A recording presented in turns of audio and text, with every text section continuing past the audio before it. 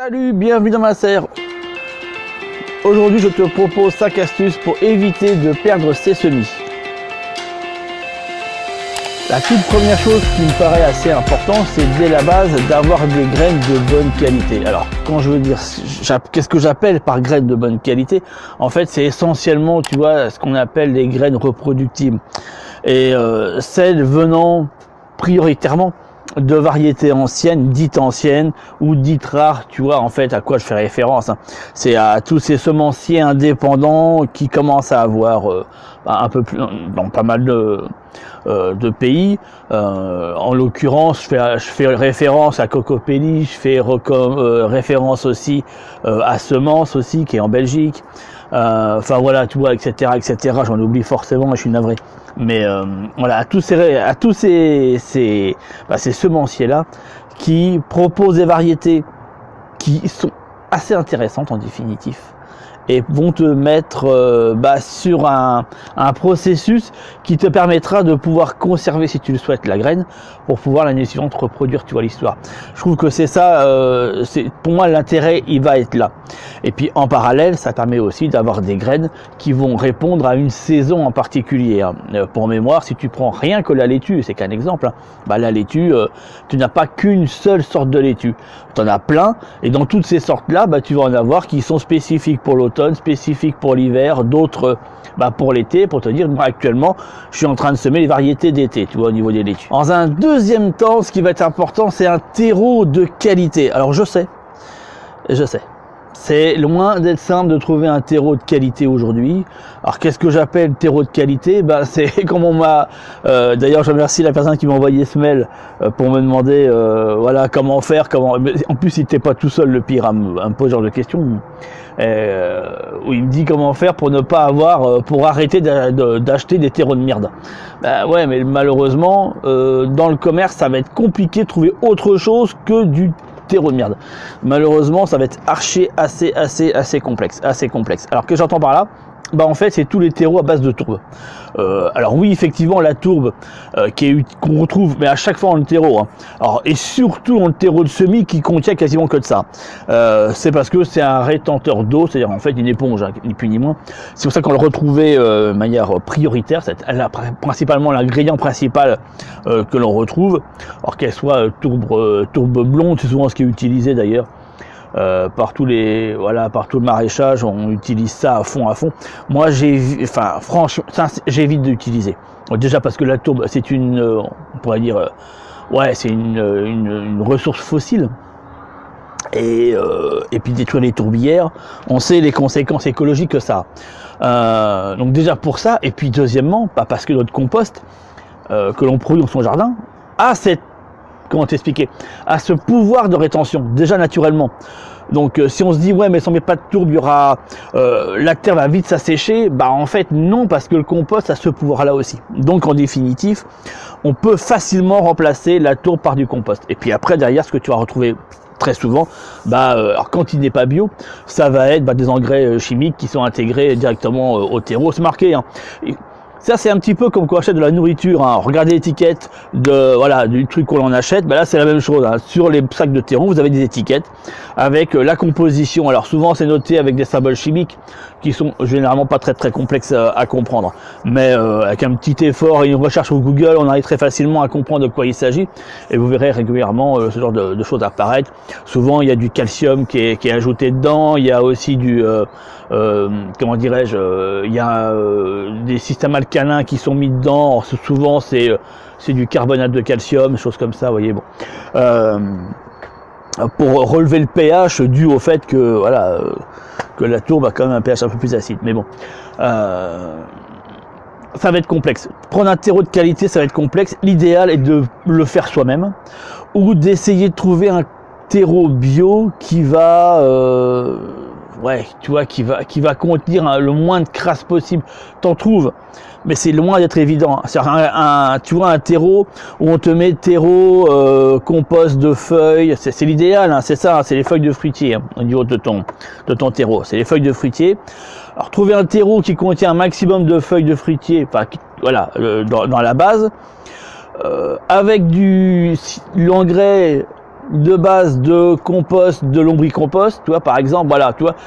Et ces 2 ingrédients suffisent, hein, enfin, clairement. Et puis peut-être un petit peu de sable, voire, voilà, un petit peu de, comment t'expliquer, un peu de calcaire pour remonter légèrement le pH, voilà, je pourrais dire ça.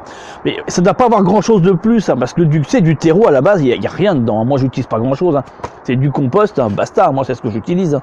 C'est du compost, alors c'est un compost de feuilles, hein, mais ça reste quand même du compost quoi qu'il arrive. Hein. Bon, donc du coup, voilà, un terreau de qualité est un gage de qualité par la suite, tu comprends.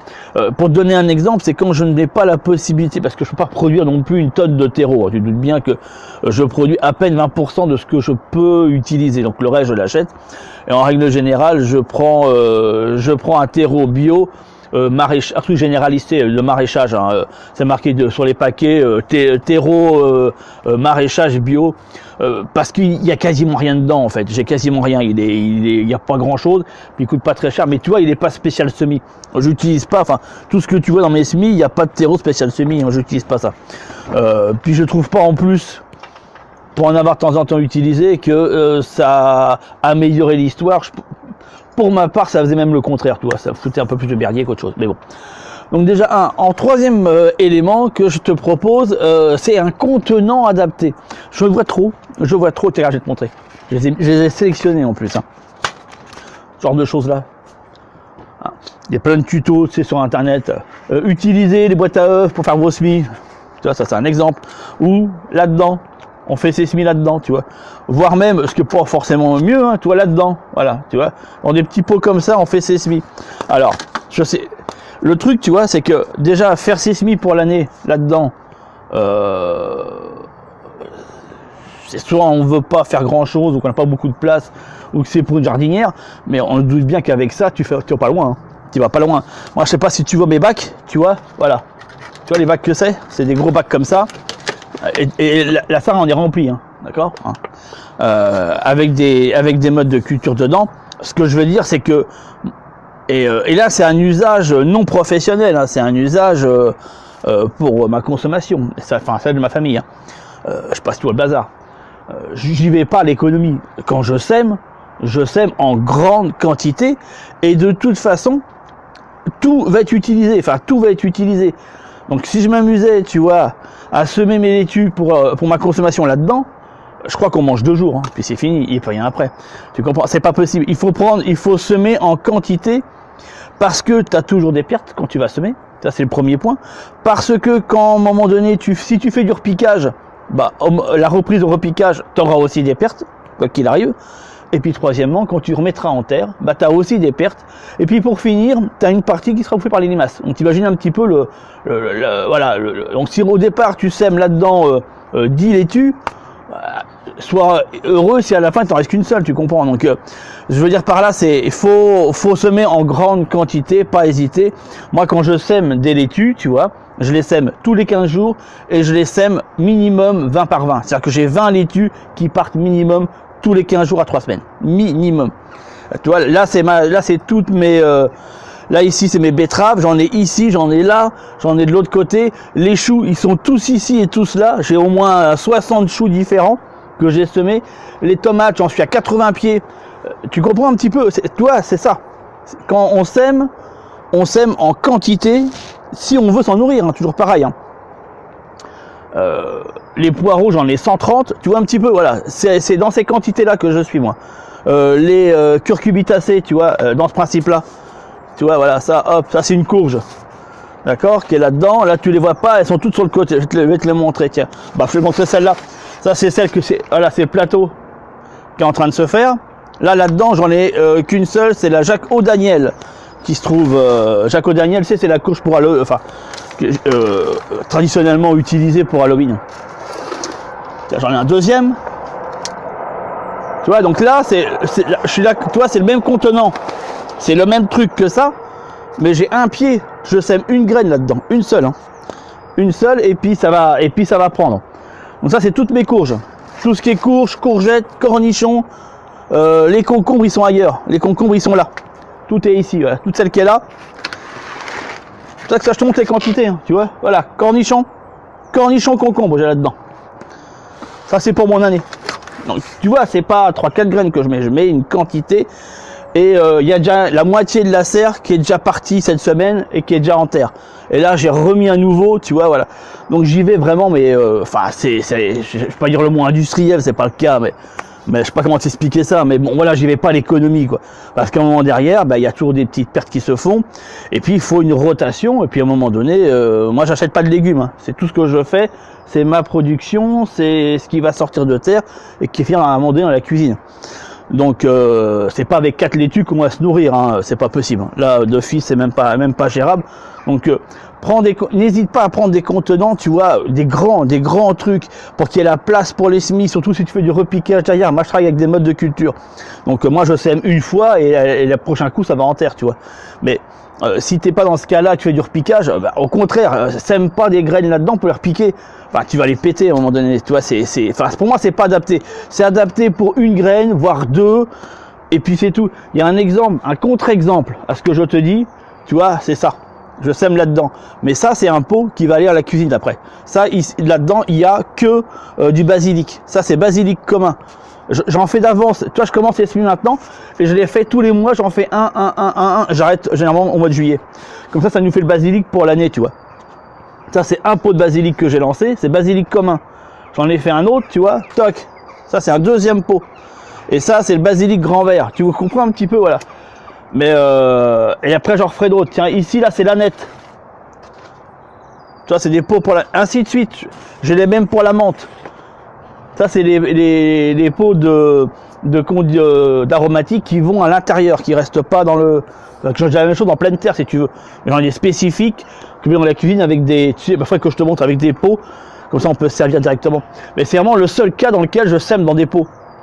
Sinon, c'est en barquette, hein. C'est puis en quantité, tu vois, monumental. Donc, franchement, n'hésite pas là-dessus. Sois pas, j'avais le mot radin, mais c'est pas ça. Sois pas timide sur la quantité. Vas-y à fond, parce que si tu as des pertes, tu as des pertes. Tu vois, regarde là, j'ai semé des haricots. Cette nuit, je m'en suis fait bouffer 3. Parce que tu vas avoir une limace ou un escargot qui va traîner là-dedans, il va falloir que je fouille. Parce que j'en ai 3 qui se sont fait bouffer. Donc c'est rien, si tu veux, je m'en fiche. Parce que j'en ai quelques-uns. Les haricots, on les met normalement en pleine terre. Hein, parce que je sais que tu vas te dire dans les commentaires, ah mais ça sème pas en barquette. Sauf que moi, pour avancer les choses, je les sème en barquette.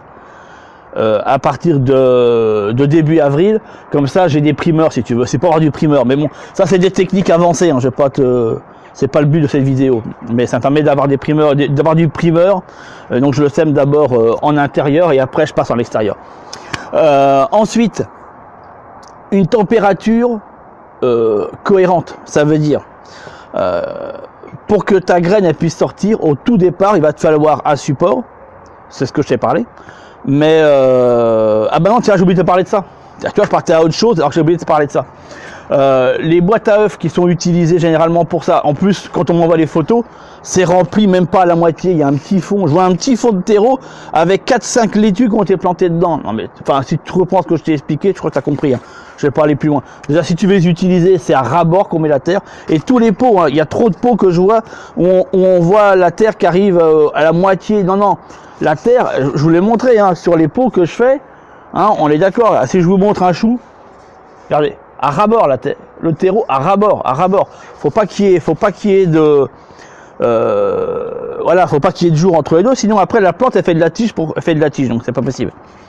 Donc à ras-bord, mais le problème de cet outil là, c'est que c'est une éponge ça. Donc vous allez avoir perpétuellement votre terreau qui va être sec et vos plantes qui claquent. Donc clairement faire claquer ces plants, je trouve ça, cette méthode là, bah, c'est la méthode idéale pour louper ces plants. Pour moi c'est la méthode idéale. Ça peut fonctionner, vous en mettez 2-3 les uns sur les autres, mais alors il faut arroser et c'est pas du tout dans ma stratégie.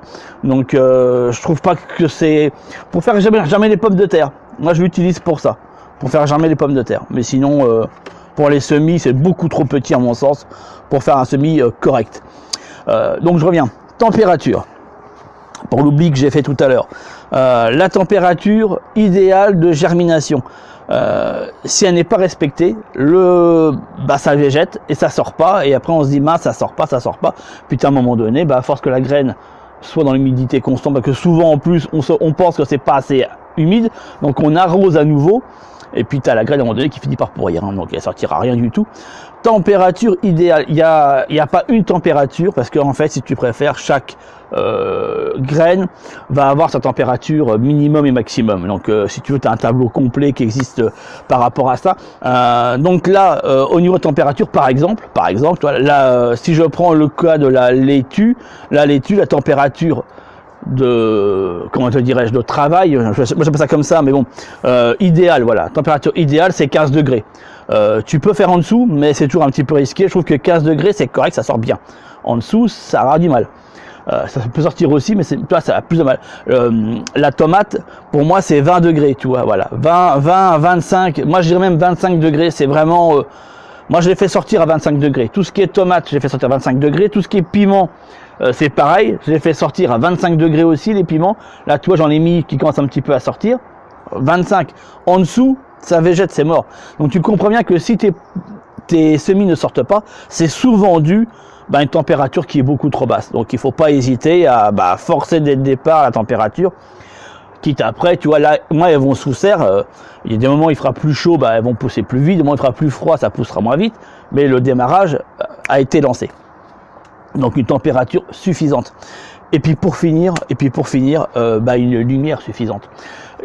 Sincèrement, placer ces bacs à semis derrière sa fenêtre, hormis, là je mets la grosse parenthèse, tu vois, hormis quand tu es super bien orienté, que tu as une super grande baie vitrée plein sud, tu vois, où la lumière arrive, mais alors flash, tu vois, ou que tu as une véranda bien exposée aussi, bien plein sud, tu vois, bien top.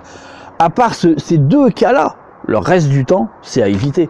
La seule chose que tu obtiens en mettant des semis derrière une fenêtre, c'est le filage. Parce que la lumière ne sera jamais suffisante. Tu vois, pour moi, c'est faire ces semis, une serre est quasiment indispensable. Une serre ou un châssis, tu vois. Si tu veux savoir comment on fait un châssis, j'ai fait une vidéo sur la question, tu la trouveras forcément dans toutes les vidéos que j'ai faites. Donc, je sais qu'une serre, c'est un investissement, même si je l'ai auto-construite, tu vois. Mais un châssis, au minimum un châssis, si voilà, tu peux faire toi-même ou en acheter, t'en as des fois pas trop cher, bon c'est assez variable, tu peux en bricoler un avec des fenêtres. J'ai fait une vidéo où je montre comment avec des châssis de fenêtres j'en ai bricolé un. Mais au moins au minimum ça, tu vois, voilà, de manière à faire la transposition directe entre chez toi où c'est pas assez éclairé à quelque chose en pleine lumière, tu vois, comme c'est le cas, voilà, quand tu la mets dehors. Mais si tu les mets dehors en ce moment, là on est au mois d'avril, c'est pas suffisant, il fait trop froid. Donc il faut quand même quelque chose qui temporise, tu comprends. Donc une lumière vraiment suffisante par rapport à ça. Et derrière une fenêtre, je te dis, majoritairement, 80% du temps, c'est pas suffisant, ça file, et tu le vois direct, ça commence à filer, c'est foutu, tu vois, c'est foutu, c'est plus la peine. Donc il faut vraiment que tes plants soient cohérents, bien. Je sais pas si tu vois, mes plants de courge, voilà, tu vois. Je les ai semés mi-mars. Voilà. Hein. Et là, ils sont, tu vois, ils sont là. Ça fait à peine un mois qu'ils sont là-dedans. Hein, si je te montre mes tomates, en même principe. Non, je te dis une bêtise. Je te dis n'importe quoi. Je suis navré. Non, je les ai semés mi-avril. Je te dis n'importe quoi. Mi-avril. Les tomates, début mars, je les ai semés. Tu vois, voilà. Toi, ça file pas. Hein. Mais parce que voilà, c'était à l'intérieur. Et là, c'est passé sous la serre. Quasi instantanément. Dès qu'ils sont sortis, paf, sous serre, tac, sous serre. Après, moi, j'ai une couche chaude que je balance. Il y a tout un tas de bazar que je fais, tu vois, par rapport à tout ça. Après, c'est plein d'astuces mises les unes à côté des autres qu'il faut une totale réussite. Mais déjà, avec ces 5 points que je t'ai filés, tu vas éviter une tonne de loupés. Une tonne de loupés. Des graines correctes, un terreau correct, un contenant adapté et pas un petit pot comme ça pour semer ses 40 laitues, une température de germination optimum et puis bien entendu une lumière suffisante et en toute logique tu as un semis qui sort. Je te laisse pour aujourd'hui, ça fait déjà plus d'1 minute que je cause. Je te donne rendez-vous très vite pour d'autres vidéos, pour d'autres machins comme je fais, voire même des tutos comme je fais aujourd'hui. Parce que je sais que les tutos vous aimez bien, donc je vous en fais quand même, j'essaie de vous en faire un maximum. Et puis je te dis à très vite, et puis comme d'habitude, fais bien, t'appartient. Ciao ciao.